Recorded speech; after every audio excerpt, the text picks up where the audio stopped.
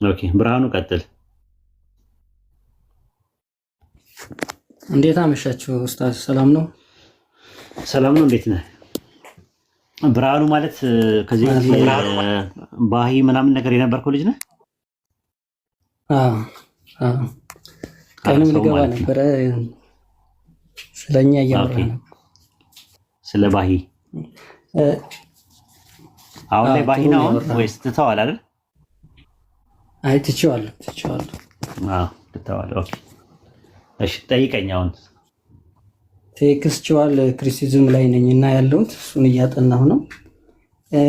ቁርአን ላይ ማለት ነው 5:3 ላይ ሱረቱል ማኢዳ ላይ ሃይማኖታችሁን ሞላሁላችሁ ይላልና ይሄ አንቀጽ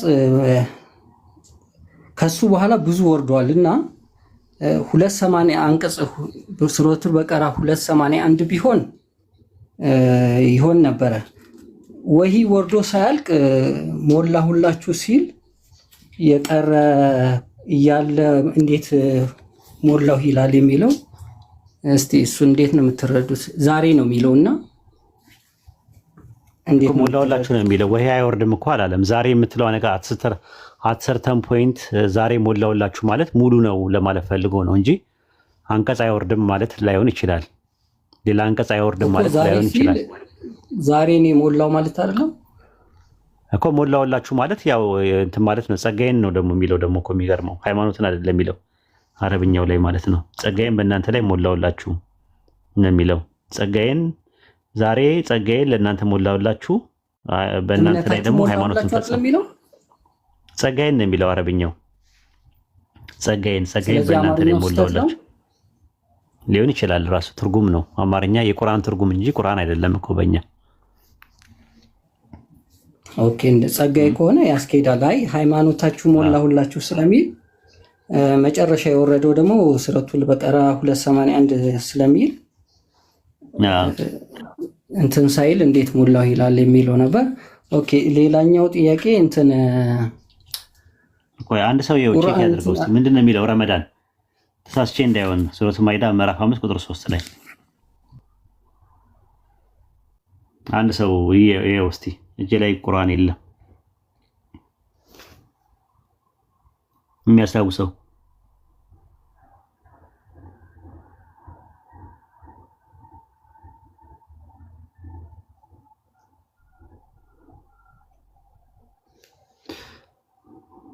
አይ ልክ ነህ ራሱ አልየውመ አክመልቱ ለኩም ዲንኩም። አሁን ግን እንትን ብሎ ነው ተቀያየሩ ነው የመጣው ይመስለኛል ራሱ ማለት ነው። ዛሬ ሃይማኖትን በእናንተ ላይ ፈጸምኩኝ ነው የሚለው አረብኛው። ከዛ ደግሞ ጸጋዬን በእናንተ ላይ ደግሞ ሞላሁላችሁ ነው የሚለው።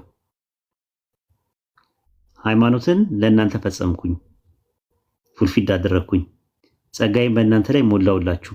ቀጣዩ እንደዛ ነው። ልክ ነኝ ማለት ነው። ስለዚህ ሃይማኖትን ፈጸምኩላችሁ፣ ጸጋዬን ሞላሁላችሁ። ሃይማኖትን ለእናንተ ፈጸምኩኝ፣ ሃይማኖትን ለእናንተ ፈጸምኩኝ፣ ጸጋዬን ለእናንተ ደግሞ ሞላሁላችሁ ነው የሚለው። ኦኬ ሞላሁኝ የምትለው ቃል ነኝ ዛሬና ሞላሁኝ የምትለው ቃል ከሃይማኖት ሞላሁኝ የሚለው ጸጋ ነው፣ ኒኢማ ነው። ራሱ ኒኢማ ብሎ ነው ያስቀመጠው። ጸጋዬን ነው። እሺ ስለ ዞራስተር እያጠናው ነበርና ከእስልምና ጋር ያለው ቅርበት በ2021 አንተ የጻፍከውንም ለማየት ሞክሬ ነበረ። መጁሶች ጃሚዓ አልትሪሚዲ ቡክ 21 ሐዲስ 16 እና 17 ጠቅሰህ አህለል ኪታብ ናቸው የመጽሐፍ ባለቤት ናቸው ብለሃልና መጁሶች ከሆኑ ሳቢያንም ይሆናሉ ማለት ነው አይደል? ለምን በቁርአን ስለ ሳቢያን ምንም የተገለጸ ነገር የለም። ሳቢያን የሚባሉ ይላል ሊሆኑ ይችላሉ ራሱ እነሱ ማለት ግን በግልጽ ዲቴል የተነገረን ነገር የለም። መጁሶች ግን ሐዲስ ላይ ያለ ራሱ ማለት ነው። ረሱል ሰለላሁ ዐለይሂ ወሰለም አንደኛ ጅዝያ ራሱ ይቀበሉ ነበር። ራሱ ጃሚዓ ተርሚዚ መጽሐፍ 21 ቁጥር 50 ላይ ጅዝያን ይቀበሉ ነበር። ሱረቱ ተውባ ምዕራፍ 9 ቁጥር 30 ላይ ደግሞ ስትመለከተው ቁጥር 29 ላይ ስትመለከተው ከነዛ መጽሐፍን ከተሰጡት ወይም የመጽሐፉ ባለቤቶች ከሆኑት ጋር ምንድን ነው የሚለው በአላህና በመጨረሻ ቀን የማያምኑት ጅዝያ እንዲከፍሉ ይናገራል። ራሱ ማለት ነው ጅዝያ እንደሚከፍሉ ይናገራል። ጅዝያ ማለት ግብር እንደሚከፍሉ ይናገራል። ስለዚህ ከዚህ አንጻር ረሱል ሰለላሁ ዐለይሂ ወሰለም ከመጁሶች ጅዝያን ይቀበሉ እንደነበረ ተነግሯል ማለት ነው።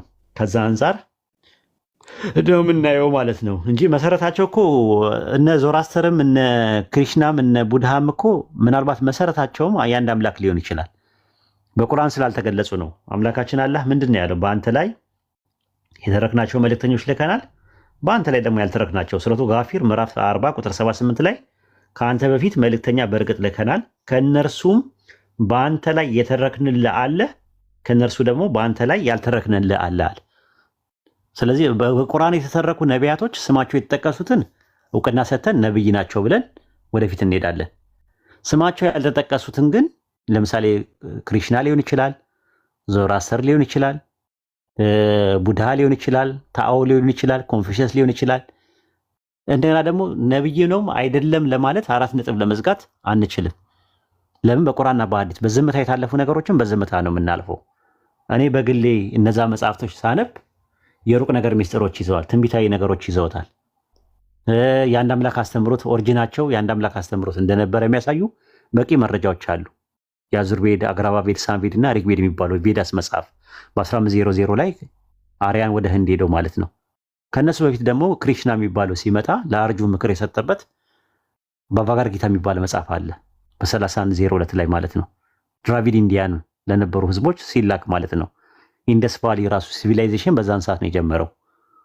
አሁን እሱ ራሱ እዛ ጋር ስትመለከተው ክሪሽና ነብይ አይደለም ብለህ 4 ነጥብ ላይ መዝጋት አትችልም። ነብይ ነው ግን እንዳልል በቁርአን ደሊል የለኝም። እኛ ሙስሊሞች አቂዳችን የሚመሰረተው ቁርአንና ሐዲስ ላይ ነው። ቁርአን እና ሐዲስ ላይ በዝምታ ያለፉትን ነገሮች ዝም ነው የምንለው፣ አንቃወምም፣ አንደግፍም። ከዛ አንጻር ነው የሚታየው። እሺ አመሰግናለሁ። ስለዚህ አሁን መጁሶች ወይም ዞራስትሪያን አብርሃሚክ ግሩፕ ነው ማለት እንችላለን። አህለል ኪታብ ካልካቸው እኔ ዳርሚክ ወይ ደግሞ እንጃ አላውቅም ነበር። ዳርሚክ ሊሆኑ ይችላሉ ይመስለኛል። አርያን አይደሉ? አርያን ናቸው እኮ ኢራናውያን ናቸው አይደል? ኢራን የተነሳው ዛራዳሽ ከዛ ይመስለኛል። ዛራዳሽ አይደል? ዛራዳሽ እነ ሚጥራ ምናምን በኋላ ላይ የተበላሸው ነው። ዜንዳ ቬስታ ላይ የሉም። ራሱ ዜንዳ ቬስታ አለ አይደል? ዜንዳ ቬስታ የሚባለው አለ። ዜንዳ ቬስታ ላይ ነው ያሉት ነገሮች ማለት ነው። እና ከዛ አንጻር ነው እና ዛራዳሽ ነው አይደል? ዛራዳሽ ዞራስተር ምንለው ዛራዳሽ ይባላል በእነሱ። ስለዚህ እንደዛ ነው ራሱ ማለት ነው። ያስና የሚባል መጽሐፍ አለ። እንደገና ደግሞ ዜንዳ ቬስታ የሚባል አለ። ዞራስተር ዜንዳ ቬስታ ነው ሪቪል ያደረገለት እሱ ነው የወረደ። ከዛ በኋላ እና ያስና አሉ። ያስና እንደ ትራዲሽን ነው ግን ከሱ ነው የመጡት። ያስና ማለት ነው ዜንዳ ቬስታ ማለት ነው። ማህቢራ የሚባል አለ። ሳሾኒያት ምናምን የሚባል አለ። ይመጣል ከአረብ ይመጣል ምናምን ብለው ስለ ረሱል ሰለላሁ ዐለይሂ ወሰለም ትንቢት ይዟል። ከአረብ ምድር ይመጣል። ሻባሃራም ይባል አለ። ሻባሃራም ብሎ ነው የሚያስቀምጠው ስለ ረሱል ሰለላሁ ዐለይሂ ወሰለም ማለት ነው። በሐዲስ እስከመጣ አብራሚክ ማለት አይችልም ነው የግድ መሆን የለበትም እኮ በቁርአን ነው የተጠቀሱት እንጂ ከአብርሃሚክ ውጭ የሉም አይደለም። ሱረቱ ነህል ምዕራፍ 16 ቁጥር 36 ላይ በየህዝቡ ሁሉ አላህን አምልኩ ጣዖታትን ራቁ ብለን መልእክተኛ ልከናል ይላል። የተላከው ለእስራኤል ቤት ብቻ አይደለም፣ አብርሃሚክ ብቻ አይደለም የተላከው እንደ ቁርአን ራሱ ማለት ነው። አላህ ፍተኛ ስለሆነ በመላው ዓለም ላይ ልኳል፣ በየቦታው ልኳል መልእክተኛ። ያለዛማ ዝም ብሎ ነው አንድ ቦታ ላይ እስራኤል ብቻ ነው የላከው የሚል ትምህርት የለንም እኛ። እሺ ታንኪዩ። ቅድም ምን ስትል ሰምቻለሁ? ቁርአን ሳይለንት የሆነበት ነገር ላይ ምንም አንልም፣ እንዲም ነው ኔጌቲቭም ፖዚቲቭም ማውራት አንችልም ብለሃልና ቁርአን ስለ ዘቡር አንድ 3 ቦታ ላይ አግኝቻለሁ የሚያወራ ባገኘሁት ጥናት ዘቡርን እንደ አህለል ኪታቦች ማለት እንደ ክርስቲያኖችና አይሁዶችን ተበርዟል ብሎ ሲወቅስ አታዩ። የዘቡር ህዝቦች ይሄን ወይ ቀላቅላቸዋል ወይ በዘቡር ስሩ ወይ ምናምን ብሎ እንትን ሲላቸው አናይም። እና ዘቡር ተበርዟል ማለት እንችላለን። ዘቡር ማለት ይቻላል። ምክንያቱም ለምንድን ነው መሰለ የመጽሐፉ ሰዎች ብሎ ነው ያለው። በመጽሐፉ ሰዎች እጅ ነው ያለው። ጥንት የነበሩ መጽሐፍቶች ከቁርአን በፊት ያሉት በአጠቃላይ ተበርዘዋል። በእኛ አስተምሮት ማለት ነው። ጥቅላዊ የተነገረ ነገር አለ። ሱረቱ ማኢዳ ምዕራፍ 5 ቁጥር 44 ላይ የአላህ መጽሐፍ እንዲጠብቁት በተደረጉት ነው የሚለው። የአላህ መጽሐፍ እንዲጠብቁት የተደረጉት ለሰዎች ነው ኃላፊነት የተሰጠው። አንደኛ ነገር ማለት ነው። ዘቡር የሚባለው ነገር አንደኛ ነገር ደግሞ ምን ብሎ ይናገራል? ስለ ዘቡር ራሱ ቁርአን በሱረቱ ኢስራ ምዕራፍ 17 ቁጥር 55 ላይ ለዳውድ ዘቡርን ሰጥተነዋል ይላል። ሱረቱ ኒሳ ምዕራፍ 4 ቁጥር 163 ላይ እንደዛ ነው የሚለው። ለዳውድ ዘቡርን ሰጠነው ይላል። ሱረቱ አንቢያ ምዕራፍ 21 ቁጥር 105 ላይ ምድርን መልካሞቹ ባሪያዎቹ ይወርሳታል ማለትን ከመገሰጫው ማለትም ከተውራት በኋላ በዘቡር በእርግጥ ጽፈናል እያለ ይናገራል። ይህ የጻፈውን ነገር ሱረቱ ማኢዳ ምዕራፍ 5 ቁጥር 44 ላይ አህለል ኪታቦች ጋር እንዳለ ይናገራል። አህለል ኪታቦችን ደግሞ ሱረቱ አለ ኢምራን ምዕራፍ 3 ቁጥር 71 ላይ እናንተ የመጽሐፉ ሰዎች ሆይ እውነትን በውሸት ለምን ትቀላቀላላችሁ? እውነትን እያወቃችሁ ለምን ትደብቃላችሁ? እያለ ይናገራል ማለት ነውና አይ ቲንክ መዝሙረ ዳዊት እኮ ራሱ ብዙ መጽሐፍ ነው። ከአንድ መጽሐፍ ብቻ አይደለም። አይተህ ከሆነ የዳዊት መዝሙር የሚባለው 73 ብቻ ነው ከ150 ውስጥ። የሰለሞን መዝሙር 2 አለ፣ የሙሴ መዝሙር 1 አለ፣ የአሳፍ መዝሙር ደግሞ 12 አለ፣ የቆሬ መዝሙር የሚባለው 11 አሉ፣ የሄማን መዝሙር 2 አለ። 49 መዝሙራት ደግሞ ማን እንደሆነ ማንነታቸው አይታወቅም። ይሄ መዝሙር እንደተበረዘ የምታየው ራሱ ባይብል ላይ ነው ማግኘት የምትችለው። ለምሳሌ መዝሙረ ዳዊት ምዕራፍ 137 ቁጥር 1 ላይ ያዘው፣ ጥቅሱን ያዘው፣ ይጠቅመሃል። መዝሙረ ዳዊት ምዕራፍ 137 ሰዎች እንደጻፉት ይናገራል። እሱ ገብቶኛል። ከቁርአን አንፃር ማለት ነው።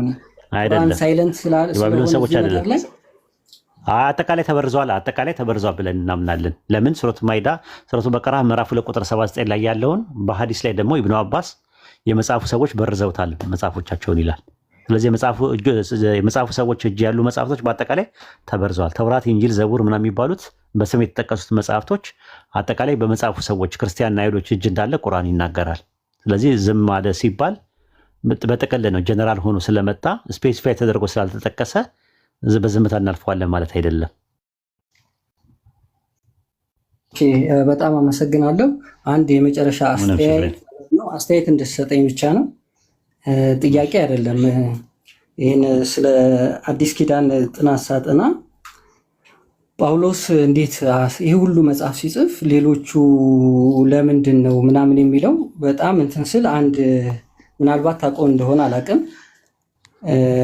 30 ዓመት በክርስትና ላይ የሰራ ነው።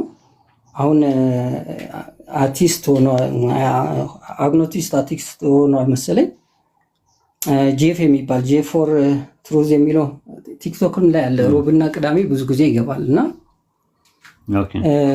የጳውሎስ እንዴት 14 መጽሐፎች ከኋላ መጥቶ ይህ ሁሉ እንዴት ካናይዝ ሆነለት የሚለው እንትን ሲል እሱ የሚለው ምንድን ነው? ገጸ ባህሪ ነው እንጂ ጳውሎስ የሚባል ሰው የለም። ጳውሎስ የሚባል ሰው ኤግዚስት አድርጎ አያውቅም። ለዚህም ብሎ የሚያቀርበው ምንድን ነው? አንድ ወደ 4 የሚያቀርባቸው አሉ። ያስኳቸውን እንትን ልበልልህ። የመጀመሪያው ይሁዳ ሞቶ ማቲያስ ነው የተመረጠው እና ያም የሆነው ምንድን ነው? ምክንያት ስላለው ነው። ሐዋርያቶቹ 12 መሆን ያለባቸው ምክንያት ስላለው ነው እና የፍርድ ቀንም በ12 ዙፋን ላይ የሚቀመጡት እነዚህ 12ቱ ናቸው እንጂ እሱን ሆን ብሎ ያደርጉት ነገር ነው። ይሄ የሚያደርጉት ማን ናቸው? ሮማዎች ናቸው። ክርስትናን መመስረት ስለፈለጉ ሮማዎች ያደርጉት ነው ይላል። ለምን? ከ12 የተደረገው በምክንያት ነው ሐዋርያቶቹ ይላል። ሁለተኛ ሕግ እንዲጣስ አድርጓል። አይሁዳዎች ምንድነው ሮማዎች አይሁዶቹን ለመበቀል ለሕጋቸው በጣም ስስ ስለሆኑ ሆን ብሎ በዚህ ገጸ ባህሪ በኩል ሕጋቸው እንዲጣስ ያቺ ማጠቀም የረከሰች ምናምን ብሎ ሕጉ እንዲጣስ አድርጓል። ይሄ ገጸ ባህሪ። ሶስተኛውና ደግሞ በጣም በጣም በጣም ወሳኙ እና አሳማኝ ነገር ምነግራችሁ ምንድነው የሚለው የታሪክ ጸሐፊው ጆሲፈስ ጳውሎስ የሚባል ነገር አያቅም፣ ስለ ጳውሎስ ጽፎ አያቅም። ስለዚህ ይሄ ሰውዬ በአካል ያለ ቢሆን ኖሮ ስለዚህ ሳይጽፍ አይተውም ነበረ በሱ ዘመን ያለ ስለሆነ። ስለዚህ ይሄ ገጸ ባህሪ ነው እንጂ ሮማዎች የፈጠሩት ጳውሎስ የሚባል ሰው ኤግዚስት አያደርግም ይላል። እና ምንድነው አስተያየት? ምንም ቁርአን ስለ ጳውሎስ ምንም የሚናገረው ነገር ስለሌለ ምንም ልል አልችልም። ግን የእስራኤል ታሪክ ጸሐፊ ጆሲፈስ እና የሮማን ታሪክ ጸሐፊ ታሲሰስ ስለ ጳውሎስ አልተናገሩም ማለት ጳውሎስ አልነበረም ማለት አይደለም። እንደዛ ከሆነ ስለ መጥምቁ ዮሐንስም ሁለቱም አልተናገሩም። መጥምቁ ዮሐንስ አልነበረም ማለት ነው እነሱ ስላልተናገሩት። ስለ አይደለም አርጊመንቱ። ይሄ ተጠይቆ ነበር ስለ መጥምቁ ዮሐንስ ኦሪጂናሉ ላይ አለ። በኋላ ላይ የጆሲፈስ ያው አንተም እንደምታውቀው ጠፍቷል ተብሎ ይታሰባል ኦሪጂናል ጽሑፉ። አዎ የሁለቱም ጠፍቷል። ግን ኦሪጂናሉ ላይ መኖሩ በምን አወቀ? ጥናት አድርጌያለሁ ነው የሚለው። የፈለገ ሰው ይጠይቀኝ። ጥናት አድርጌያለሁ። ዝም ብሎ ስፔኩሌሽን ነው አንዳንዴ ጊዜ ማለት ነው። ኮንስፓይሬሲ ስለሆነ ብዙም ጥንቃቄ ያስፈልጋል። ጳውሎስ የሚባል ነገር ኤግዚስት ያድርግ አያድርግ ለሙስሊሞች ምንም የሚፈይደው ነገር የለም። እናንተ ጳውሎስ ለእኛ ምንም አይደለም። ራሱ በግልጽ የተቀመጠ ነገር የለም። አምላካችን አላህ በሱረቱ ማኢዳ ምዕራፍ 5 ቁጥር 46 እና በሱረቱ ሐዲድ ምዕራፍ 57 ቁጥር 27 ላይ ለኢሳ ኢንጂል እንደሰጠው ነው የሚናገረው። አንድ ወንጌል ነው የተሰጠው። ከዛ በኋላ ያሉት ነገሮች ፕሮሰሶቹ 4 ወንጌል የሚባሉት ነገሮች አላህ በቁርአን ውስጥ እውቅና አይሰጣቸውም። እነ ጳውሎስን እውቅና አይሰጣቸውም። ሐዋርያትን እውቅና ይሰጣቸዋል። የሐዋርያት ስማቸውና የቁጥራቸው መጠን አልተገለጸም በቁርአንና በሐዲስ። ይሄ ነው እምነታችን ማለት ነው። ኢየሱስም 12 ሐዋርያት የመረጠበት ለ12ቱ ቤተ እስራኤል ነው፣ ያስማማናል። ማቴዎስ ወንጌል ምዕራፍ 19 ቁጥር 28 ላይ ታገኘዋለህ። ለ12ቱ ቤተ እስራኤል ልትፈርዱ ነው የሚለው። ያዕቆብ 1:1 ላይም እንደዛ ነው፣ ለ12ቱ ወገኖች ነው የሚለው። ማቴዎስ ምዕራፍ 10 ላይም እንደዛ ነው የሚናገረው። ለእስራኤል ቤት ለጠፉት ግቡ ብሎ ሲልካቸው 12 ሰዎች ነው ምልምሎ ያደረገበት ምክንያት። ጳውሎስ 13ኛ ነው፣ ከሮማዊ ነው፣ ራሱ ሮማዊ ነው። እንደምታውቀው ከሆነ ሮማዊ ነው። ከኛ ከአሕዛብ የጠራን እያለ ነው ሮሜ ላይ ሲናገር ያለው። አንተ ሮማዊ ነህን ሲለውም ሲጠይቀው ምንድን ነው ያለው? አግሪፓ ነው መሰለኝ የሚጠይቀው። አዎ አለ፣ ሮማዊ ነኝ አለ። ግን ያው በእንትን አይ ቲንክ ቆጵሮስ የነበሩ አይሁድ ወይ አባቱ ወይ በእናቱ በኩል ደግሞ የቢንያም ወገን እንደሆነና በ8ኛው ቀን እንደተገረዘ ይናገራል ማለት ነው። እንደዚህ አይነት ነገሮች አሉ። ጳውሎስ ችግሮች አሉት። አዎ ችግሮች አሉት። እንዲሁ ስናጠና የምናየው በሌጣው በግርፍና በሌጣው ግን ደርዝና ፈርጅ ባለው መልኩ እኛ ጋር ምንም የተነገረ ነገር የለም ስለ ጳውሎስ። አንዳንድ ሰዎች ሱረቱ ያሲን ምዕራፍ 36 ቁጥር 16 እና 17 ላይ ወደ አንጾኪያ የተላኩ 3 መልእክተኞች አሉ ይልና ከሰንሰለት የሌለው ከሆነ ሰንሰለት ከሌለው ነገር እነዛ 3 ሰዎች ጳውሎስ፣ ዮሐንስና ጴጥሮስ ናቸው ብሎ ያስቀመጡ አሉ። ያንም ማለት ነው ዳይፍ ነው፣ ሰንሰለት የለውም፣ ራሱ ከሳባዎች የተገኘ አስራ የለውም። ነገር ግን አንጾኪያ የተላኩት የነበረው ከኢሳ በፊት የተላኩ ናቸው የነበሩት። በአንጾኪያ ውስጥ አንጢያስ የሚባለው ንጉሱ በነበረበት ሰዓት ላይ ጁፒተር ለተባለው አምላክ የአሳማ ስጋ በቤተ መቅደሱ በሰዉበት ሰዓት ላይ የተላኩ ናቸው። እነሱ በመቃቢያን ዘመን የነበሩ ናቸው፣ መቃቢያን በሚባሉት የነበሩት እንጂ ረሱል ሰለላሁ ዐለይሂ ወሰለም በእኔና በኢሳ መካከል ምንም ነብይ የለም ብለዋል። ስለዚህ ነብይ የለም ከተባለ እነዛ መልእክተኞች ናቸው። ጳውሎስም መልእክተኛ ሊሆን አይችልም፣ ጴጥሮስም ዮሐንስም ሊሆኑ አይችሉም። እንዲህ አይነት ነገሮች አሉ ራሱ ማለት ነው። ስለዚህ ከዚህ አንጻር ማየት ትችላለህ ማለት ነው። ሳይለንት ላይ በሆኑ ነገሮች እንዳልኩ እንዲሁ ዝም ብሎ ለጥናት ያክል ለጀነራል ኖሌጅ ምናምን ሊጠቅመን ይችላል። ከኛ ጋር ግን ኢምፕሊኬሽን እና ያለው ነገር ፈንክሽናል መሆኑ ይሆናሉ ብለን የምናስባቸውን ነገሮች እንጠቀማለን ማለት ነው። ለአርጊመንት ያው ለነሱ ማስረጃ ይሆናል፣ ለእኛ ደግሞ መረጃ ይሆንናል። ባይብልና የምናጠቅሰው ነገር መረጃ ነው፣ እኛ ማስረጃ አይደለም። ማስረጃችን ቁርአንና ሐዲስ ነው ለእኛ። ለክርስቲያኖች ግን ማስረጃቸው ነው፣ እንዲገባቸው ነው። በእነሱ መጽሐፍም እንዲህ አይነት ነገር መለኮታዊ ቅሪት አለ ብለን እንትን ምንድለው ማለት ነው። እና አሪፍ ነው እንትን ማለት ነው። ኢንሻላህ ግን እንደዚህ ከባሂ ቤተሰብ ውስጥ መጥተህ ክርስትናን ይህን ያህል ማጥናት የሚገርም ነው። ታንክ ዩ። የባርቴ ሄርማንን ኤክስክሉሲቭ ኮንቴንቶችን እየተከታተልኩ ነው እና ከሱም ብዙ ነገር እየተማርኩ ነው። ብዙ ጊዜ ግን እናንተ እንትኑ ጂሰስ ሴሚናር ስታነሱት አላይም እዚህ ውይይት ላይ። በጣም ያስደነግጥ ነው። እኔ እሱን ስሰማ ነው በጣም የደነገጥኩት። ታውቀዋለህ ብዬ አስባለሁ። በ1987 እስከ 93 200 የክርስቲያን ሊቃውንቶች ከየሀገሩ ተሰብስበው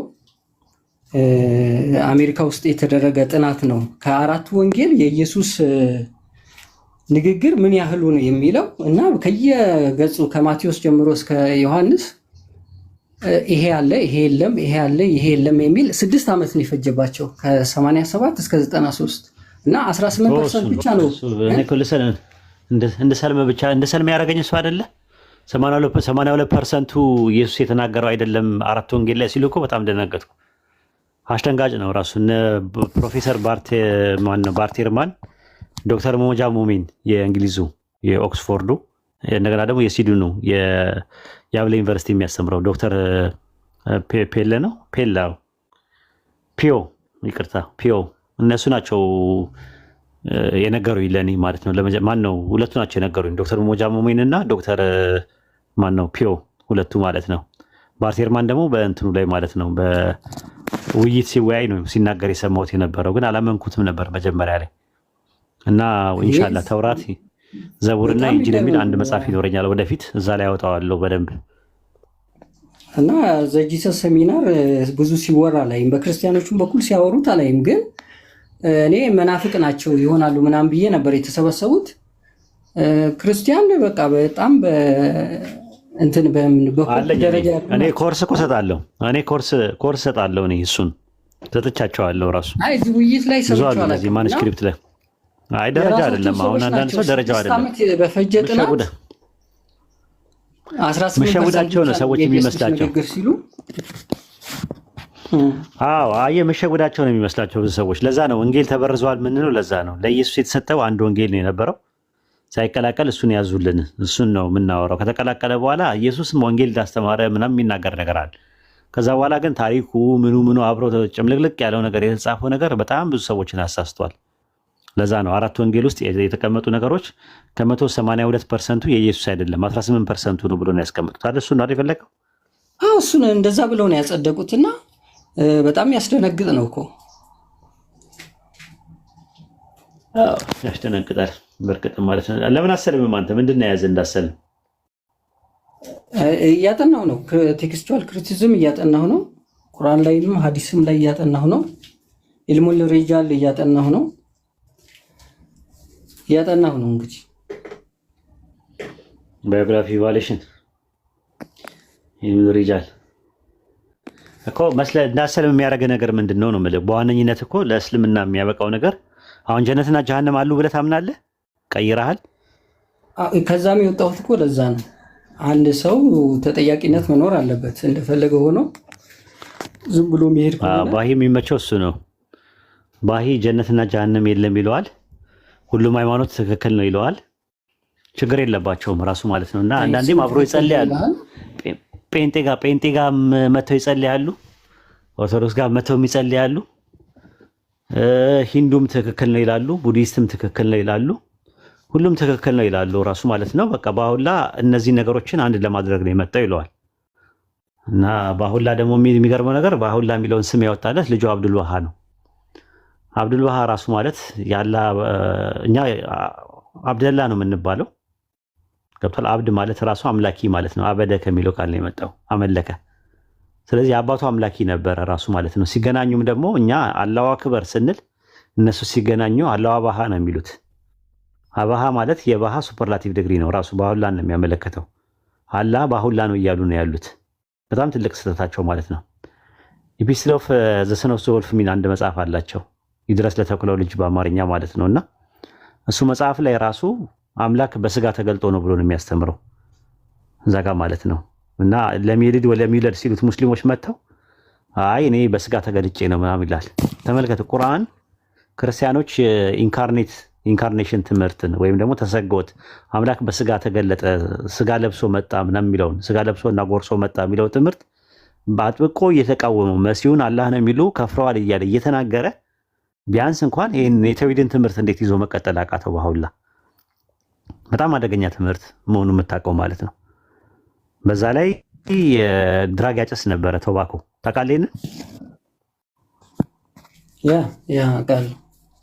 ቶባኮ ያጨስ ነበረ እና እሱ ባጨሰና በጦዘ ቁጥር የሚላቸው በአጠቃላይ ነገሮች እንዳለ ዝብርርቅ ያሉ ናቸው። በዛ ላይ ደግሞ እናንተ ደይፍ ነው ስለሚባል ነው።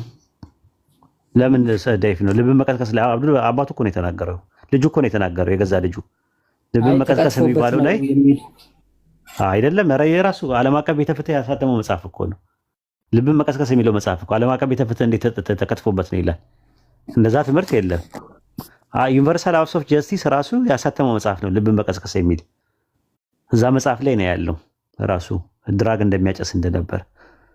ባብ ነው የማያጨሰው የነበረው፣ ባብ አያጨስም ነበር እንጂ ባሁላ በደንብ ነበር የሚያጨስ የነበር። ትክክል አይደለም። በሳይንስ ያምናሉና ሳይንስ ሙሉ ለሙሉ ትክክል ነው ብለህ ከሄድክ አስቸጋሪ። ፍጥረት መጀመሪያ የለው መጨረሻ የለውም ብለው ያምናሉ።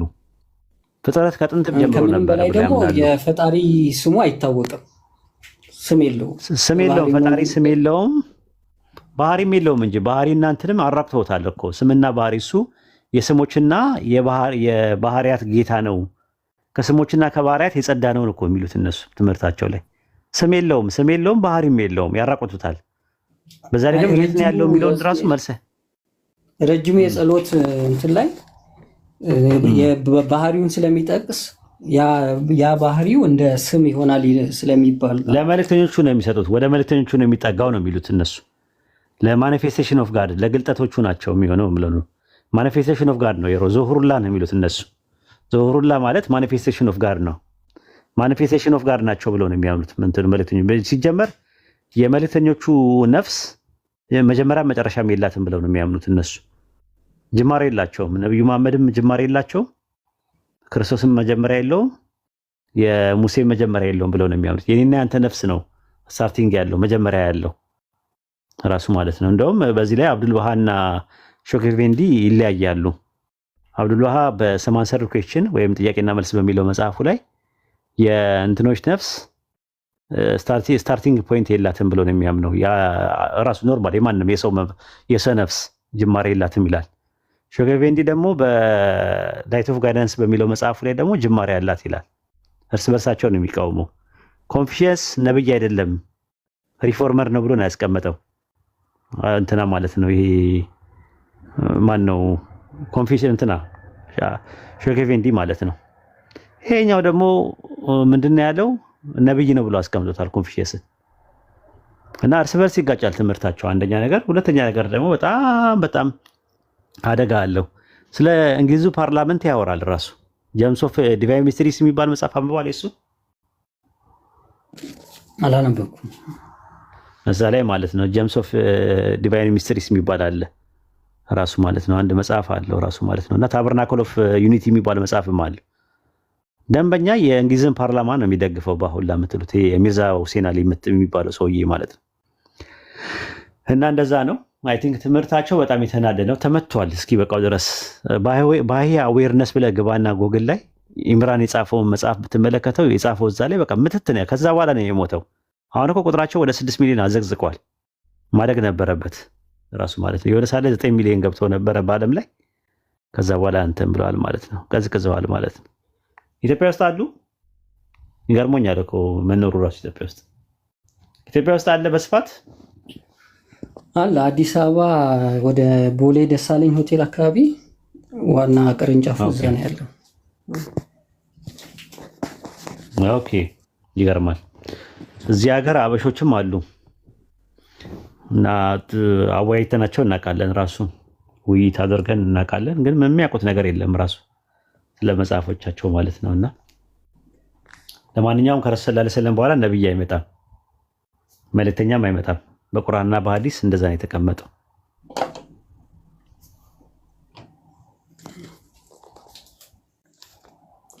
ስለ ነብዩ መሐመድ እንትን ጨረቃ ከፍሏል የሚለውን ለማጣራት ሞክሬ ነበርና አንድ በወቅቱ የነበረ የህንድ መሪ የሆነ ግዛት እንግዲህ ማስታወሻዬን ስላልያዝኩት ነው እንጂ አይቶ እስልምናን ተቀብለዋል የሚል መረጃ አገኘሁና እዛ ድረስ ማለት ምንድነው መካ ድረስ ሄዶ መልሶ እስልምናን ተቀብሎ ወደ ሀገሩ ሲመለስ ሞቷል። ይሄ በእናንተ ታሪክ ይታወቃል? እናላቀም እኛ በኢስላም አስተምሮት ረሱል ሰለላሁ ዐለይሂ ወሰለም በሕይወት በነበሩበት ሰዓት ላይ ጨረቃን ታምር አድርጉ ተብለው ጨረቃን ለሁለት ከፍለዋል። ከዛ በኋላ መተት ተደርጎብን ነው ብለዋል። መጨረሻ ላይ እነሱ እነዛ ያሉ ሰዎች ታምሩን ሲያዩ ድግምት ነው ብለው እስኪሉ ድረስ ማለት ነውና ጨረቃ መከፈሏን ወደ 7 8 9 ከሰዎች መካከል አይተዋል። ይህን ዘግበዋል ራሳቸው ሰሃባዎቹ ማለት ነው። ግን ጨረቃ እንደተከፈለች የሚያሳይ የአስትሮፊዚካል ማስረጃ ማቅረብ አይጠበቅብንም እኛ ሙስሊሞች።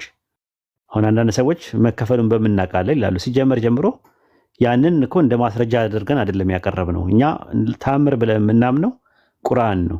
ዘላለማዊ ታምር ብን ያ በወቅቱ ላየው ሰው ነው የሚጠቅመው እና ለእኛ ላመን ነው ረሱል ሰለላሁ ዐለይሂ ወሰለም የአላህ መልእክተኛና የአላህ ነብይ ናቸው ብለን ላመን ነው ለእኛ ይሄ ነገር እንደነቅበታለን። ግን በወቅቱ እኛ ስላላየን እና በወቅቱ ደግሞ ሰዎች እንዲያዩ ስላላደረግን አልፏል ራሱ ማለት። ለምሳሌ ሙሳ አለይሂ ሰላም በትሩን ሲመታው ባህሩ ለሁለት ተከፈለ።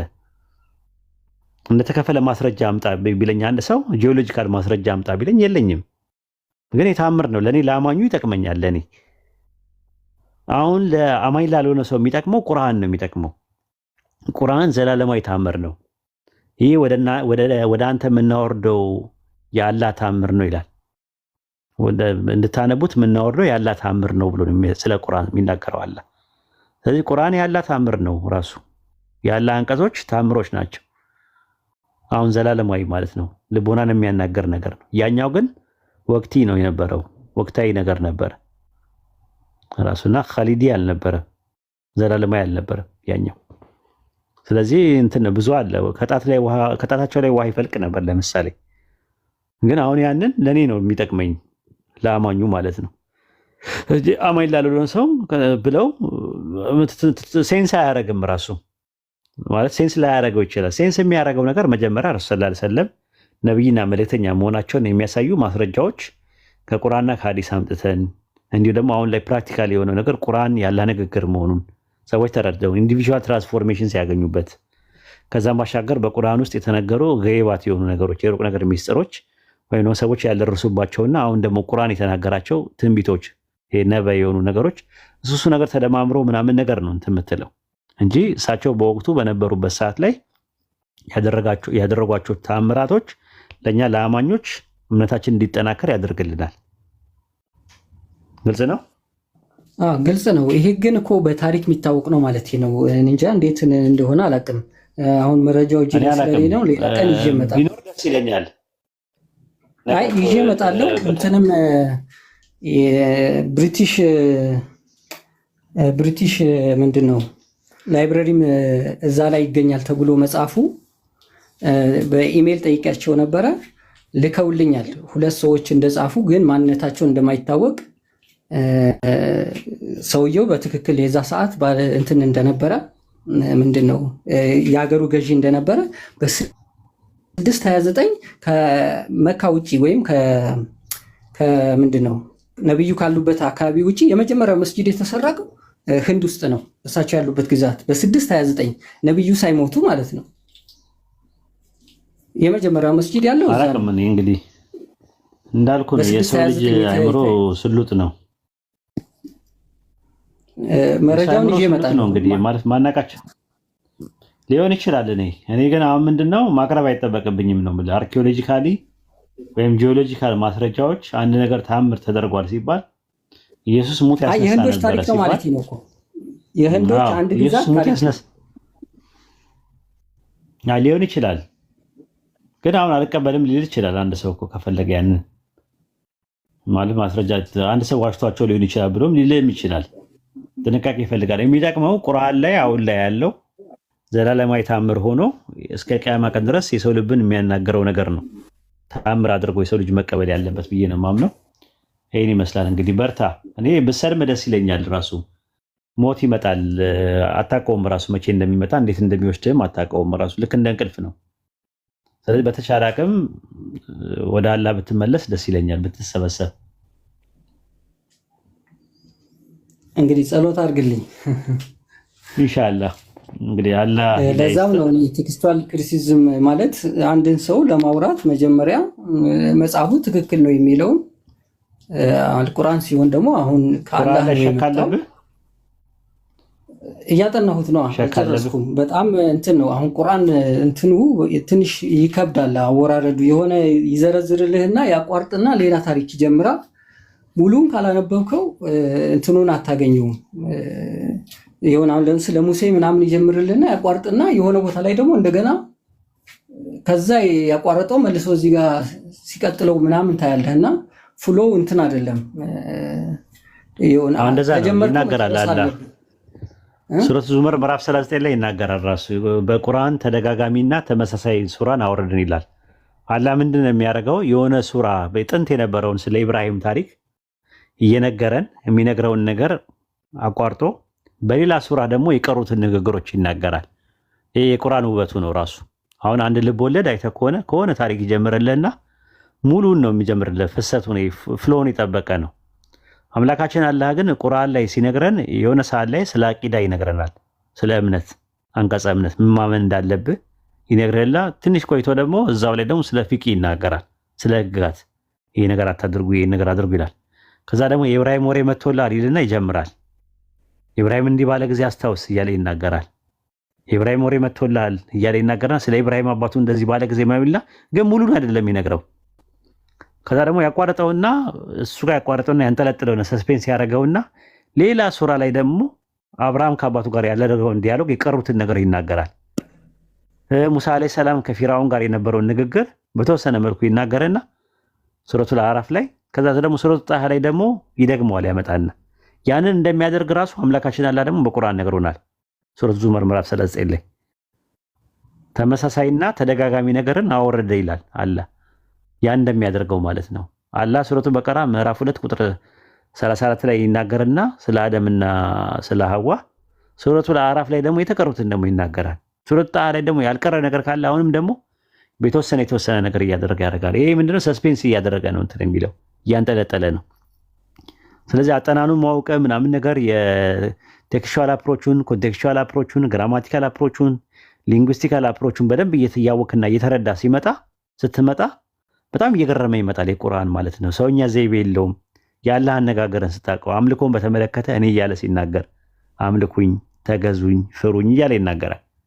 እንደና ደግሞ ያደረገውን የጸጋ ምዕራፎች ላይ ደግሞ ሲደርስ የጸጋ አነጋገሮች ላይ ሲደርስ ደግሞ ፈጠርን፣ ሰራን፣ አደረግን፣ አወረድን ምናምን እያለ ይናገራል ራሱ ማለት ነው።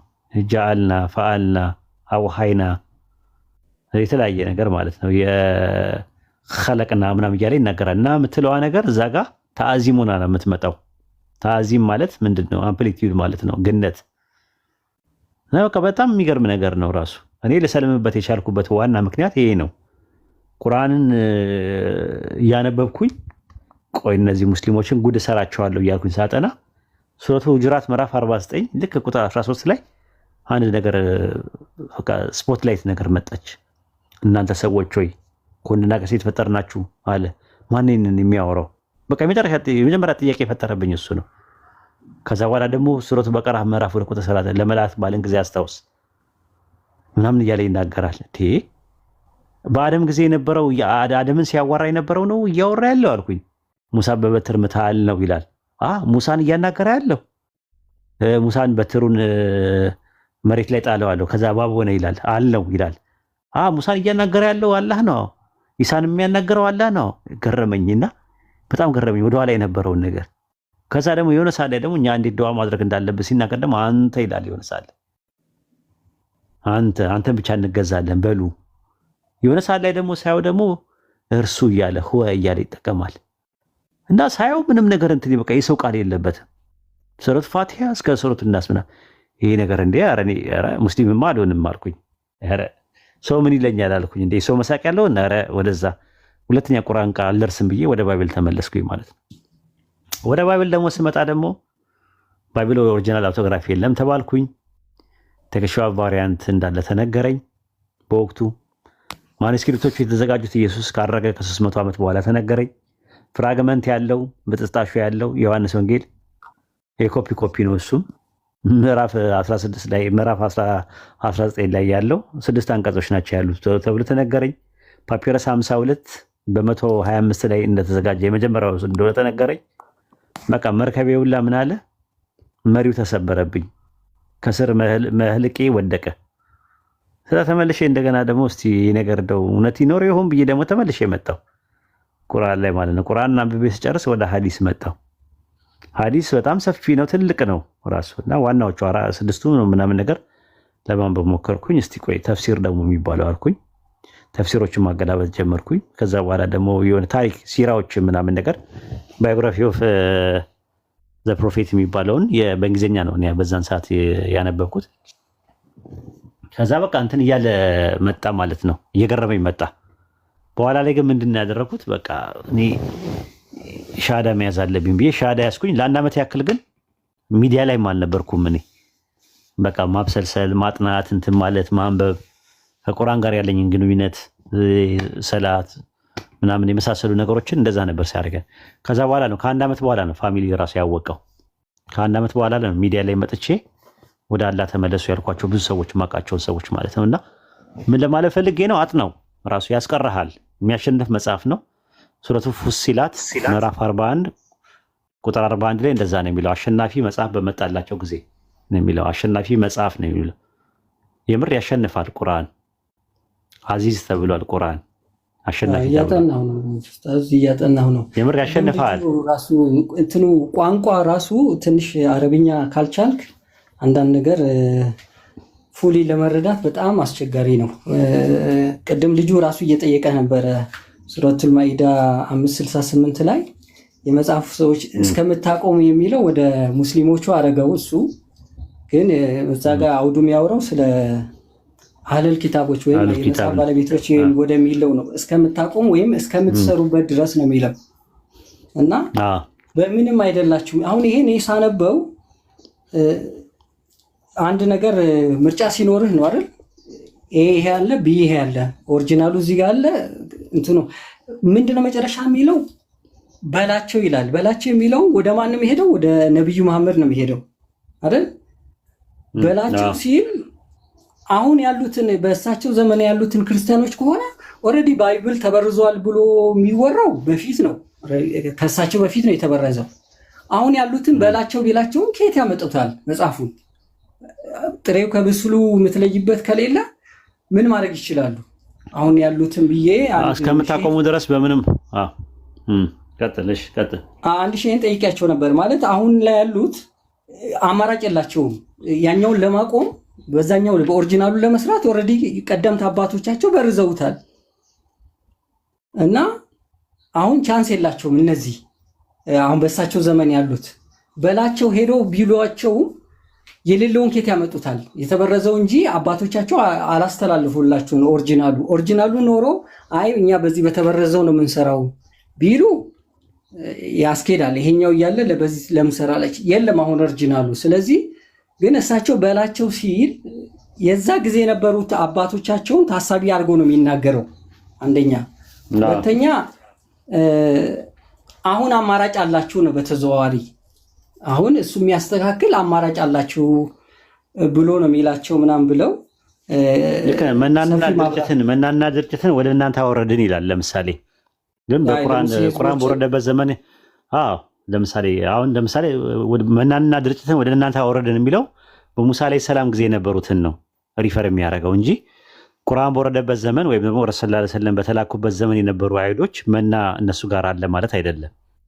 ልክ እንደዛ መናና ድርጭትን ወደ እናንተ አወረድን ይላል። እዛ ጋም 68 ላይ ተውራትና ኢንጂል ከጌታችሁ ወደ እናንተ የተወረደውን ሲል የተወረደው ለኢሳና ለሙሳ ነው፣ ግን ወደ ማስጠጋት ነው፣ ለልቅና ወደዚህ አስጠግቶ የመናገር ባህሪ ያለው ቁርአን ራሱ ማለት መብረቅ ያዛችሁ ሞታችሁ ይላል፣ ጥጃን አመለካችሁ እያለ ያወራል። እናንተ እያለ የሚያወራው ሱረቱ በቀራ ምዕራፍ 2 ቁጥር 57 ላይ ታገኘዋል። እናንተ እያለ ነው። ጥጃን አመለካችሁ፣ ጥጃን ሰራችሁ ምናምን እያለ ይናገራል። ግን ጥጃን የሰሩት ጥንት የነበሩት ናቸው። ያንንም እንደዛ ነው ራሱ እስከምታቆሙ ድረስ የሚለው ከዛ አንጻር ነው። ደግሞ እዛ ውስጥ ደግሞ ምን አለ? ስለ ረሱል ሰለላሁ ዐለይሂ ወሰለም መምጣት የተነገረ ነገር አለ። ሱረቱል ማኢዳ ሱረቱል አዕራፍ ምዕራፍ 7 ቁጥር 157 ላይ እንደዛ ነው። በተውራትና በኢንጂል ተጽፎ ወይም ሜንሽን ተደርጎ የሚገኝ ነብይ ነው የሚለው የማይጽፍና የማያነብ ተብሎ ስለ ረሱል ሰለላሁ ዐለይሂ ወሰለም አትርቢት ያው ትንቢት የቃላት ስዕል እስከሆነ ድረስ እዛ ውስጥ እንዳለ እንደተነገረ ነው የሚናገረው። ከዛ በኋላ ያንን ግን ቀስ በቀስ ሰዎች ከመጽሐፉ ሰዎች እውነትን በውሸት መቀላቀል ብቻ ሳይሆን እውነትንም ደብቀዋል ነው የሚለው እና የተደበቀው እውነት የሚል አንድ መጽሐፍ አለኝ። እሱንም እስቲ ጊዜ ስታገኝ ለማየት ሞክር። ራሱ አልገረመም? አይሁዶች ሲጠብቁ የነበረው 3 ሰዎች እንደነበሩ ኤልያስንና መሲሁንና አንድ ነብይ ደግሞ 19 ላይ አለ። አሁን አይገርምም? እሱ የሚባለው ከመሲሁ በተለየ መልኩ አንድ የሚጠብቁት ነበረ ራሱ ተብሎ የሚባሉ ከዛ ማሶሬት ላይ ደግሞ እንደገና ደግሞ ልክ ረሱል ከመጡ በኋላ ደግሞ ማሶሬት ላይ ደግሞ ከአንተ መካከል የሚለውን ጨምሩበት። ግሪክ ሰብጀንት ላይ ከአንተ መካከል የሚል የለውም። ከወንድሞቻቸው መካከል የሚለውን ከአንተ መካከል ብሎ አስቀመጡት። ዘዳግም 18:16 ላይ ከሆነ በዚህ ደረጃ ማለት ነው ስትወያዩ ሰምቻለሁ። አዎ እንደዚህ አይነት እንትኖች አሉ እና በጣም በቃ የሚገርም ነገር ተንኮል። በዛ ላይ ኢየሱስ አጽናኝ ብሎ ይመጣል፣ ከኔ በኋላ አጽናኝ ይመጣል ብሎ የሚናገረው አጽናኝ የሚለው ፓራክሊቶስ የሚለው ወደ ግሪኩ ነው። መጀመሪያ የነበረው ነቢያ ነው አይደለ? በአረማይስጡ ነቢያ ነው የነበረው፣ ነብይ ነበር የሚለው። ሰዎችም የሚጠብቁት የነበረው ነብይ ነበረ ሲጠበቅ የነበረው። ከጊዜ በኋላ ተደባለቀ፣ ከመንፈስ ቅዱስ ጋር ተደባለቀ ምናምን። ዮሐንስ ወንጌል 14:26 ላይ አጽናኝ የተባለው ላይ መንፈስ ቅዱስ ብለው እንደጨመሩበት ወደ ማኑስክሪፕቱ ሲገለበጥ ወደ ግሪክ ኮይኔ ላይ ወደዛ ወደ ማኑስክሪፕቱ ሲገለብጡ ገልባጮቹ በስተት እንዳስገቡት ኢንተንሽናል ቢሆን አክሲደንሻልም ይሁን ማለትም በሆም ተብሎም ይሁን በስተትም ይሁን አይታወቅም ተብሎ የተቀመጠው እሱ ነገር ማለት ነውና ብዙ ነገሮች አሉ። ብቻ እውነታውን ቀስ ብሎ ሰው ከመረመረ እውነትን ማግኘቱ አይቀርም። ራሱ ማለት ጊዜ ይፈልጋል። በዚህ ማዕከል ላይ ፓርቲ ሪማን አንዳንዴ ሲጽፉ ቀለም ሄዶ አንዳንዴ ለምሳሌ በምትለዋ ባል ያረጋት ይችላልና ሐሳቡን ይቀይራልና እንደዚህ አይነት ነገር እየሞላን ካልተረዳን ምናምን ይላል ፓርቲ ሪማን። የድሮ ሰዎች ሲጽፉ ማሻአላ። እሺ በቃ ብዙ ያስኩባችሁ እናመሰግናለን። ፓርቲ ሪማንን ቀጥታ ስለማገኘው እንደው የምጠይቀው ነገር ካለ ብትነግረኝ እንደው ፓርቲ ሪማን ምን ትጠይቀዋለህ? ምን እንጃ ጊዜ ሲኖረኝ አስቤበት እነግርሃለሁ። በቃ እሺ፣ መልካም ምሽት። አመሰግናለሁ። እሺ ደህና ደር። መልካም ጊዜ ይሆንልህ። አንድ ክርስቲያን አስገቡና ከዛ እንወጣለን ኢንሻአላህ።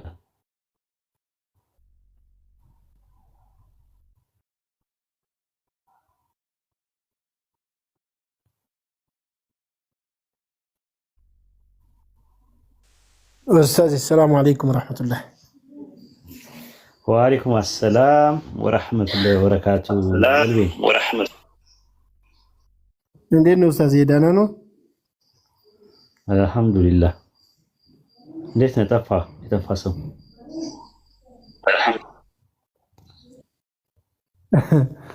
ትንሽ ዘንድሮ አለመመቻቸቶች አሉ። ኦኬ ማሻአላ አብሽር። ማሻአላ ኦኬ። እሺ ክርስቲያን አስገቡ። ማንን ነው እንዲገባ ይፈልጋል? ዮኒ ነበር። የለም ኦልቢ የለም፣ ታች የለም። እሺ ኦኬ። ዮኒ ተመልሰህ ላክ ኡስታዝ፣ ያው ሰዓት እንዲጠቀሙ ቶሎ ላከኛ፣ እንወርድልሃለን። አሃ ቦታም አለ ኖርማሊ። ቶሎ ላክ ዮኒ የምትባለው ከታች ካለ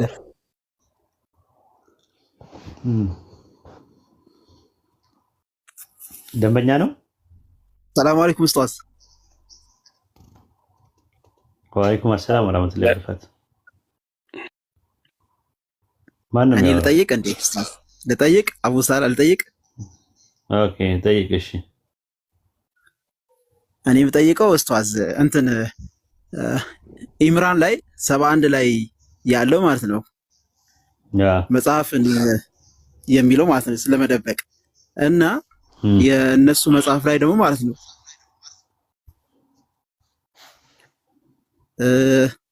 ኤርሚያስ 23:36 ላይ አለ።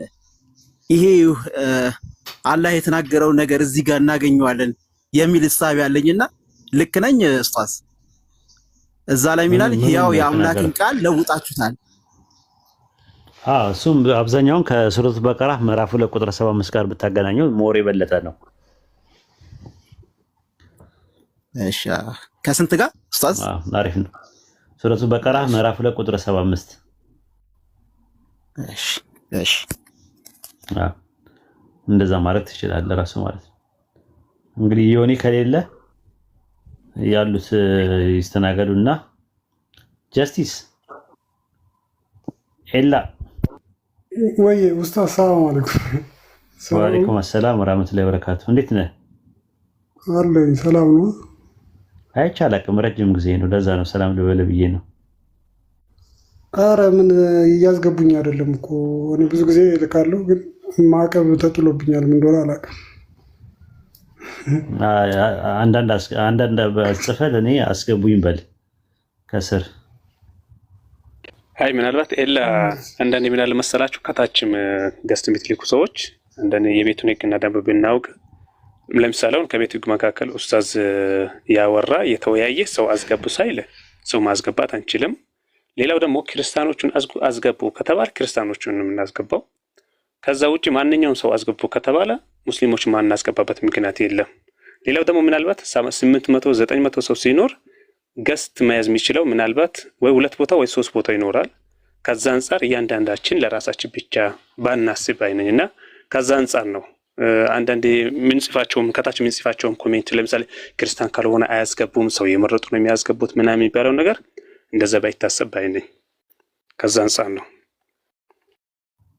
ትክክል። ሌላው ደግሞ ምንድነው ገስት ላይ አንዳንዴ እኮ የሀገር ሰው ነው የሚመጣው ሪኩዌስት የሚጠይቀው እና ስንቱን አስገብተው ስንቱን ይዘልቁታል ራሱ።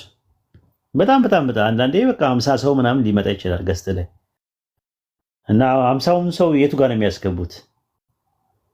ከባድ ነው ማለት ለአድሚኖችም እንትን ነው አያስገቡ ምናምን በጣም ወቀሳ ነው የሚቀርበው ራሱ። መግባት ከፈለጋችሁ በጣም ኢምፖርታንት ካለ ከስር ጻፉ አንዳንድ ጻፉና በቃ በጣም ኢምፖርታንት ነው ካልገባን ብላችሁ በሉ። እኔም ካየው አስገባቸዋለሁ፣ ሌሎችም ካዩ ያስገቧቸዋል። ግን ያ ሁላ ህዝብ በአንዴ ይግባ ማለት ትንሽ አስቸጋሪ ነው የሚሆነው በእርግጥ እና እንደዛ ነው። ከዛ አንፃር ነው ኢንሻአላህ ይሄን ይመስላል። ኦኬ አይ በቃ እሺ። መጽሐፍን ሰሞኑን እያነበብኩኝ ነው። በቃ የሆነች ጥያቄዎች ነበሩኝ፣ ግን አሁን ትንሽ ወሰብሰብ ይላልና እረፍት አድርግና ችግር የለም ጠይቅ መጠየቅ ትችላለህ። አንተ ጥያቄ ካለ መጠየቅ ትችላለህ። ምንም ችግር የለውም። ጥያቄ ምን እንትን ይላል ብለህ ነው። የጥያቄ ፉንጋ የለውም። ስለ ኦሪጂናል ሲን እና ስለ ፎለን ኔቸር ምናምን ተጽፎ ከዛ በኋላ ኢማኩሌት ኮንሰፕሽን እና ስለ ማርያም ኢማኩሌት ኮንሰፕሽን አወራና ከማርያም ከአዳም በመጀመሪያ ፍጥረቱ ኃጢአት ከመስራቱ በፊት በነበረው ፍጥረቱ አልነበረች ብሎ የሚያምኑ ሰዎች አሉ ብላይ ነበር ይላል መጽሐፉና እዛው መጽሐፍ ላይ ደግሞ አዳም ወደ ምድር ለመውረዱ ምክንያቱ ኃጢአቱ ከነበረ እንደ ቅጣት ከሆነ ምድር ላይ መውረድ ማርያም ምን ሆና ነው ምድር የወረደችው ታዲያ? በዛ ፍጥረት ላይ ከነበረች ለምድር ያልተገባች ሰው ከነበረች ማለት ነው። አዎ ገባኝ። እንዴ ጥያቄው አሪፍ ጥያቄ ነው ራሱ ማለት ነው። ለነገሩ ኢማኩሌት ኮንሴፕሽን ላይ ባለው ነገር ማርያም በአብራክ ውስጥ ነበረች ከአዳምና ማለት ከአዳምና ከሔዋን ጀምሮ ነበረች ብለው የሚያምኑ አሉ። እንደዛ አይነት የተለያየ እንትን ያለው መጽሐፌን አይተዋል እንዴ? ድቀተ ባህሪ የሚለው መጽሐፍ እና የውርስ የጥንተ አብሶ የሚለውን እዛ መጽሐፌ ላይ አይተዋል። ማዳንና መዳን በኢስላም የሚለው መጽሐፌ ላይ አዎ ደረሰኝ እኮ እሱን እያነበብኩ ነው እኮ አሁን እያነበብኩኝ ነው ያለሁትና እዛው ላይ ነው እነዚህንም እንትኖች ያመጣብኝ። ብዙ ቢብሊካል አይደለም እኮ ሐሳብ ነው እነሱ ጋር በሐሳብ ደረጃ ነው። ኃጢአት ምንድን ነው የሚለው ነገር ያጨቃጨቃቸው ነው። ኦሪጂናል ሲል ከሌለ ኃጢአት አይወረስም ይሉና ውጤቱ ነው የሚወረሰው ይለዋል። ምስራቅ ቴዎሎጂ ላይ ኦርቶዶክስና የምስራቅ ኦሪየንታል እና ኤስተርን ኦርቶዶክሶች እንደዛ ነው የሚያምኑት። ውጤቱ ነው የተወረሰው ብለው ያምናሉ፣ ኃጢአቱ ሳይሆን። ኃጢአቱን ሳትወርስ ደግሞ ውጤቱ እንዴት ትወርሳለህ ነው የምዕራቡ ቴዎሎጂ ካቶሊክና ፕሮቴስታንት የሚሉት። ኦኬ ብቻ ብዙ ጥያቄ ተፈጥሮብኛል። እስኪ ያወራለሁ በቃ በደንብ ላንብበው። አሁን ሙዴንም እንትን አሉት። እሺ አዎ እሱን በደንብ አድርጌ ነው የፈወስኩት። የእነሱን እንትን በደንብ አድርጌ አስቀምጬ ሲያነቡት እንዲፈወዙ ማለትም ግራ ያጋባ ነገር እንደሆነ ትምህርታቸው የሚያዝ የሚጨበጥ ነገር እንዳልሆነ ሲያውቁት ስለ ኃጢአት እኛ ጋር ያለውን ኮንሴፕት ቁጭ አድርጌያለሁ። አይተህ ከሆነ ኃጢአት ኔቸር ሳይሆን ነርቸር ነው ብዬ ነው ያስቀመጥኩት እኔ። አንዳንዴ ኢቭን ስለ ስላሴ የአዳም ኃጢአት መስራት ይመስላል እግዚአብሔርን ራሱ ሶስት ያደረገው በእነሱ ኮንሰፕት አይደል? ሊያድነን ወልድ ከመጣ ሶስት የመሆኑ ሚስጥር ራሱ ኃጢአተኛ መሆናችን አይነት ነገርም እንደዚህ አይነትም ነገር ይፈጥራል። ሚስጥሩ አይገለጥም ነበር እኮ ነው። አዎ ትክክል ነህ።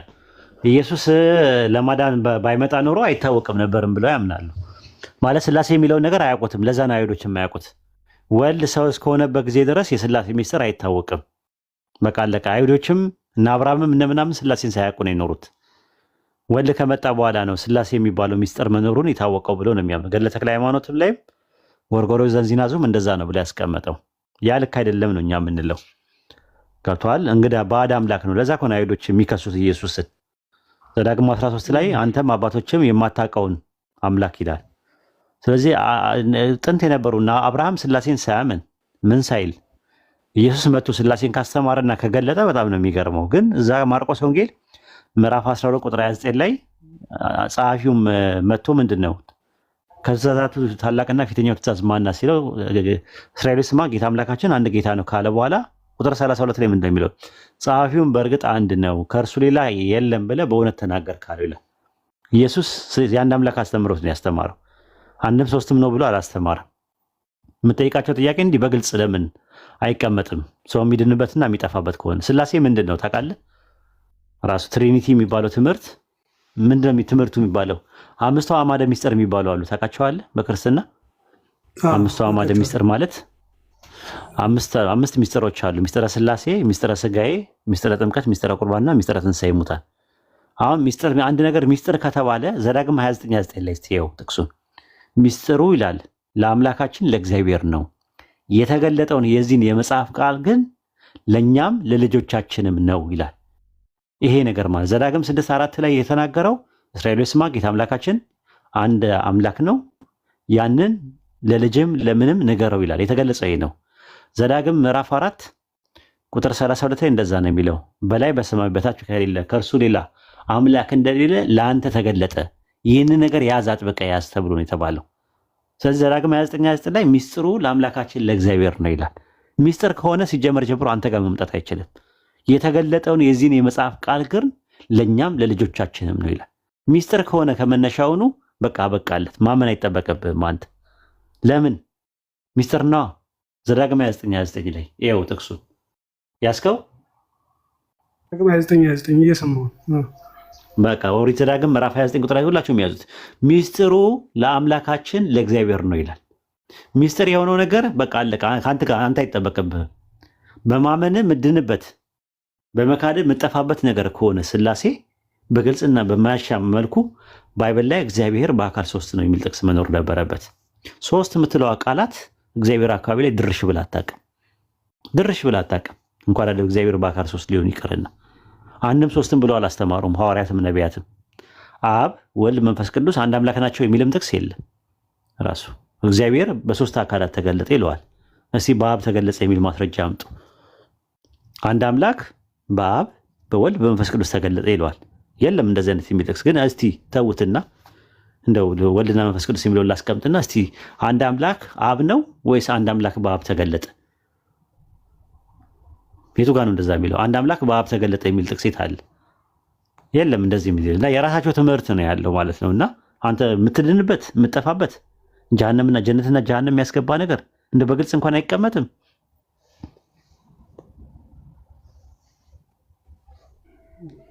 እና ይሄን ይመስላል። የአዳም ኃጢአት ነው እግዚአብሔርን የሰለሰው ማለት ነው። በቃ በእነዚህ መሰለስ ያስፈለገው እንደዛ ነው። ትምህርቱን ያመጣው የሰለሰውማ ከጥንትም ጀምሮ ነው። ሲቀደስ ሲሰለስ ይኖር ነበር ነው የሚሉት እነሱ።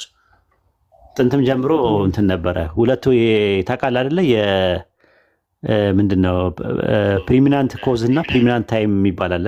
የታይም ፕሪሚናንት ለምሳሌ አሁን አባትና ልጅ አንተ አሁን ልጅ ስትወልድ የታይም መቀዳደም አለብህ። ግን ኮዝ በታይምም ትቀድመዋለህ ምንድን የሚባለው ኮዛል ፕሪሚናንትም ትቀድመዋለህ።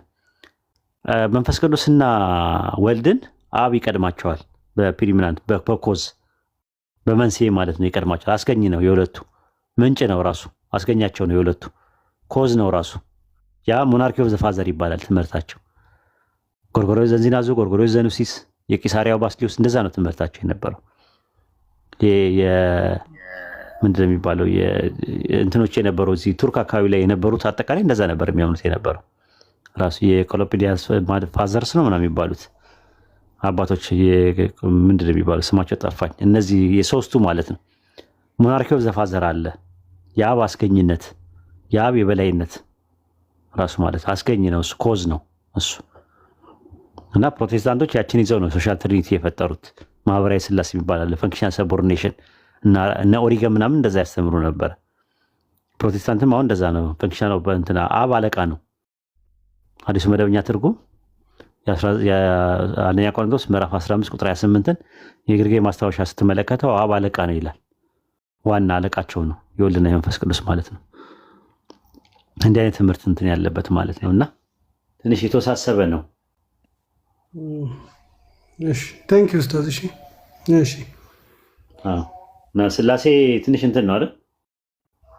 አረ ስላሴ በጣም ፊዚክስ ነው ማለት ፊዚክስ ነው ስለ ሊትራሊ የሚሆን አይደለም ነው ኢምፖሲብል ነው በቃ እኔ እያልኩ ያለው በቃ ኢምፖሲብል ነው፣ ኮንሲስተንት አይደለም ነው የምለው። እንደዛ ነው እንግዲህ ኢንሻአላህ። እስቲ እኔም ልውጣ። ኡስታዝ ሙአዝ መጥቷል። ሰላም ይበለንና የተወሰነ ዳዋ ነገር ያርቅልንና ኢንሻአላህ እንደካከመን ቀንም ገብተን ነበር ኢንሻአላህ። ኡስታዝ ሙአዝ አሰላሙ አለይኩም ወራህመቱላሂ ወበረካቱ። ወአለይኩም ሰላም ወራህመቱላሂ ወበረካቱ። ኡስታዝ ወሒድ እንዴት ነው? ሰላም ነው? እንዴት ነህ? ሰላም ነው አለሁ አልሐምዱሊላህ። ቁርስ እየበላሁ ነው። ዳዕዋዎችን በማዳመጥና እኔ ቤት ያሉ ወንድሞችን ለመጋበዝ እንጂ ለስራ እየወጣሁ ነው። አሁን ልስማችሁ ብዬ ነው የገባሁት። አዎ እውነት ነው። ማውራት አይመቸኝም። ጀዛኩሙላህ ኸይር። ምንም ችግር የለውም። ምንም ችግር የለውም። እሺ ኢንሻአላህ። እሺ አብዱ መርካቶ አለ? አለ። ኦኬ። ስለዚህ መጽሐፍን የምትፈልገው ማስተዋወቅ የምትፈልገው መጽሐፍ አስተዋወቅና እንውጣ። ጀማል ሌላ ቀን እሺ ኢንሻአላህ። ጀማል ከላይ ያለው ጀማል